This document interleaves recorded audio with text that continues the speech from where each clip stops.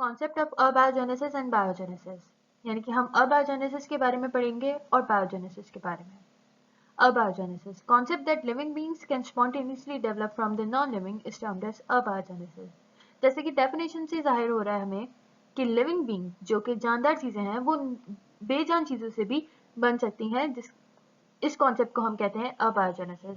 और फिर आ जाते हैं बायोजेनेसिस पे। Living beings can develop from other living being is termed as biogenesis, यानी कि लिविंग बींग्स यानी कि जो जानदार चीजें हैं वो बेजान चीजों से नहीं बन सकती, वो सिर्फ और सिर्फ जानदार चीजों से बन सकती हैं। इस टर्म को हम कहते हैं बायोजेनेसिस। जो अबायोजेनेसिस का कॉन्सेप्ट था वो एरिस्टोटल ने दिया था, और जो बायोजेनेसिस का कॉन्सेप्ट था वो रेडी ने दिया था। अब हम रेडी के एक्सपेरिमेंट्स के बारे में डिस्कस करेंगे कि रेडी ने कौन से एक्सपेरिमेंट्स किए जिसकी वजह से बायोजेनेसिस का कॉन्सेप्ट सही प्रूफ हो गया और अबायोजेनेसिस का कॉन्सेप्ट गलत प्रूफ हुआ। Experiment number 1। Some dead snakes were placed in a box and flies gathered around dead snakes. उसने एक बॉक्स लिया, उसमें उसने मरे हुए सांप को इकट्ठा किया। कुछ दिनों बाद उसने नोट किया, कुछ टाइम बाद उसने नोट किया कि मक्खियां उसके इर्द गिर्द जमा होने लग गई हैं। After 3 days, maggots appeared. After 18 days, maggots transformed into pupa. Some of the pupa were transformed into a separate glass container covered with paper. After 8 days, a fly emerged from each pupa. यानी कि 3 दिनों बाद उसने note किया कि वो जो flies जमा हो गई थी स्नैक्स के अराउंड, उन्होंने कुछ एग ले किए थे और वो एग्स जब फूटे तो उसमें से मैगट्स अपीयर होने लग गए। 18 दिनों बाद वो मैगट जो है वो प्यूपा में कन्वर्ट हो गया। कुछ जो प्यूपा थे, ब्रेडी ने उन प्यूपा को उठाया और एक सेपरेट ग्लास कंटेनर में रख दिया जिसको उसने पेपर से कवर कर दिया। 8 दिनों बाद उसने नोट किया कि हर प्यूपा में से एक एक फ्लाई एमर्ज हो रही है, यानी कि निकल रही है, जिससे निकला कि पहले फ्लाइज बनती हैं, वो एग्स ले करती हैं, एग्स मैगट्स में ट्रांसफॉर्म होते हैं, वो फिर प्यूपा में ट्रांसफॉर्म होते हैं और प्यूपा फ्लाई में। इससे कंक्लूजन ये निकला कि इन शॉर्ट बायोजेनेसिस का कॉन्सेप्ट प्रूव हुआ कि लिविंग थिंग्स ही लिविंग थिंग्स को प्रोड्यूस करती हैं other than non living things. Experiment number 2. Reddy took 8 bottles. He put dead snakes in 2 bottles, pieces of meat in other bottle, and dead fishes in other bottle. He kept 4 bottles open and 4 closed. Reddy ने 8 bottles ली total, 4 का ढक्कन बंद रखा और 4 का ढक्कन खुला हुआ रखा।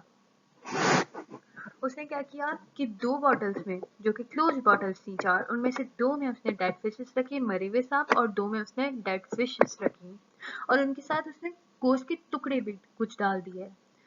और जो ओपन बॉटल्स थी 4, सेम उसने 2 में स्नेक्स डाले और 2 में फिशेस डाली, और उसके साथ उसने गोश्त के टुकड़े भी डाल दिए। After few days maggots appeared in open bottles only. कुछ दिनों बाद उसने नोट किया कि मैगट्स सिर्फ और सिर्फ जो खुली हुई बॉटल्स हैं उनमें अपीयर हुए, यानी कि लाइफ सिर्फ ओपन बॉटल्स में एमर्ज हुई, ना कि क्लोज बॉटल्स में, जिससे ये प्रूफ हुआ कि लिविंग थिंग्स ही लिविंग थिंग्स को प्रोड्यूस कर सकती हैं, और क्लोज बॉटल्स में कोई भी लाइफ एमर्ज नहीं हुई। तो इससे ये कंक्लूजन निकला, if flies were prevented from entering the bottles the maggots did not appear, यानी कि लिविंग थिंग्स अगर एंटर नहीं कर रही तो कोई भी लिविंग थिंग नहीं बन रही न्यू। लेकिन इस पर लोगों ने एक एतराज किया, वो ये था कि जो क्लोज्ड बॉटल्स हैं उसमें कोई भी एयर ना आ रही है ना जा सकती है, और हमें पता है कि किसी भी जानदार के लिए एयर बहुत ज़्यादा ज़रूरी होती है। तो लोगों ने कहा अगर एयर को हम का ट्रांसफ़र हम लोग पॉसिबल रखते तो शायद लाइफ क्लोज बॉटल्स में भी आ सकती। तो जिसकी वजह से रेडी ने तीसरा एक्सपेरिमेंट किया। Experiment number 3. Reddy took out some pieces of meat in a jar whose mouth was covered with a gauze so that air could enter and flies remained out. Teddy ने एक jar लिया जिसमें उसने गोश्त के टुकड़े रखे और उसका जो मुंह था वो एक गॉज से कवर कर दिया। गॉज बेसिकली एक नेट टाइप चीज होती है जिससे उसका मुंह बंद कर दिया कि जो मक्खियां हैं वो बाहर रहें और सिर्फ एयर जो है वो जार में एंटर हो सके। No maggots appeared on the piece of meat despite the entry of air was possible. कोई भी लाइफ, वो उस जार में कोई भी लाइफ प्रोड्यूस नहीं हुई, यानी कि मैगट्स जो फ्लाइज से बनते हैं वो नहीं अपीयर हुए हैं। इवन एयर तो जा सक रही थी। तो इससे ये कंक्लूजन निकला, hence proof that only living beings give rise to living beings. Concept of biogenesis was proved correct and that of abiogenesis was wrong. इससे यह कंक्लूजन निकला कि सिर्फ और सिर्फ जानदार चीजें ही जानदार चीजों को प्रोड्यूस कर सकती हैं और नॉन लिविंग थिंग्स जो है वो प्रोड्यूस नहीं कर सकती। Needham's experiment. An English scientist, Needham, boiled meat in water, poured this gravy in bottles and closed their mouth. नीदम ने क्या किया कि एक कंटेनर लिया, उसमें उसने एक मीट को बॉईल किया, मीट के टुकड़े को बॉइल्ड फॉर फ्यू मिनट्स, जैसे डायग्राम में आप लोग देख सकते हैं। उसने उसको मीट को बॉईल किया, उसके बाद उस मीट को निकाल दिया, यानी कि यहाँ पर जो आप लोग देख सकते हैं ये मीट है, इसको इसने बाहर निकाल दिया और फिर जो भी इसका पानी बचा था वो इसने एक जार में रखा और उसको सील कर दिया, सील्ड विद कॉर्क। कुछ दिनों बाद उसने नोट किया कि उसमें टाइनी पार्टिकल्स जो हैं, ये टाइनी पार्टिकल्स उस पानी के अंदर प्रोड्यूस होने लग गए, जिससे उसने ये कॉन्सेप्ट निकाला कि वाटर तो नॉन लिविंग थिंग है, उसमें से लाइफ एमर्ज हो रही है। तो इस वजह से अबायोजेनेसिस का कॉन्सेप्ट दोबारा से लोगों के माइंड में आ गया। Pasteur's experiment. Yeast infusions were boiled in a flask containing curved walls of the glass net. Louis Pasteur ने यीस्ट की कुछ इन्फ्यूजन्स लिए एक फ्लास्क के अंदर। अब इन्फ्यूजन्स क्या होते हैं? इन्फ्यूजन्स बेसिकली जब हम माइक्रो ऑर्गेनिजम्स को किसी भी लिक्विड में बॉयल करते हैं तो उसमें से कुछ केमिकल कंपाउंड्स या केमिकल्स रिलीज होते हैं जिनको हम ओवरऑल इन्फ्यूजन्स कहते हैं।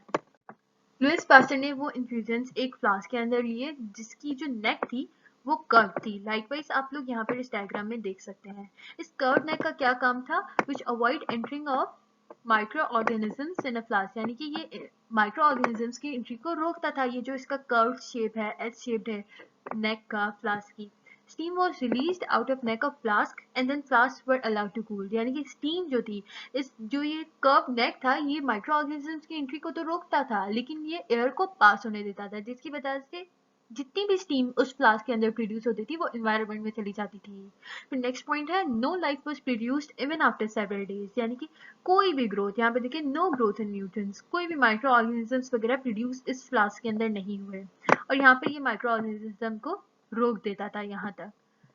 Louis Pasteur then broke up the curved neck so that air could reach directly to the infusion, यानी कि लुइस पास्चर ने फिर इस कर्व नेक को यहाँ से तोड़ दिया ताकि एयर जितनी भी इन्वायरमेंट में है वो डायरेक्टली इस फ्लास्क के अंदर एंटर हो सके। Life was observed with in 48 hours, life जो है वो 2 दिन के अंदर उस फ्लास्क के अंदर ऑब्जर्व की गई जब उसने उसके नेक तोड़ दी। देखिए यहाँ पर शो हो रहा है माइक्रो ऑर्गेनिजम्स इस फ्लास्क के अंदर प्रोड्यूस होने लग गए, जिससे ये प्रूफ हुआ कि सिर्फ लिविंग ऑर्गेनिजम्स ही लिविंग ऑर्गेनिजम्स को प्रोड्यूस कर सकते हैं rather than the wrong concept which was abiogenesis, यानी कि लिविंग ऑर्गेनिज्म नॉन लिविंग से भी प्रोड्यूस हो सकते हैं। ये कॉन्सेप्ट पास्टर ने बिल्कुल रॉन्ग प्रूफ किया जिसकी वजह से बायोजेनेसिस का कॉन्सेप्ट 100% प्रूफ हो गया। आपको कोई भी क्वेश्चंस हो इस चैप्टर से रिलेटेड या इस टॉपिक से रिलेटेड तो आप लोग इस ईमेल पे मैसेज कर सकते हैं हमें, या इस नंबर पे व्हाट्सएप कर सकते हैं, या तो फिर नीचे कमेंट्स बॉक्स में आप मैसेज छोड़ दें, हम ज़रूर जवाब देंगे। Thank you.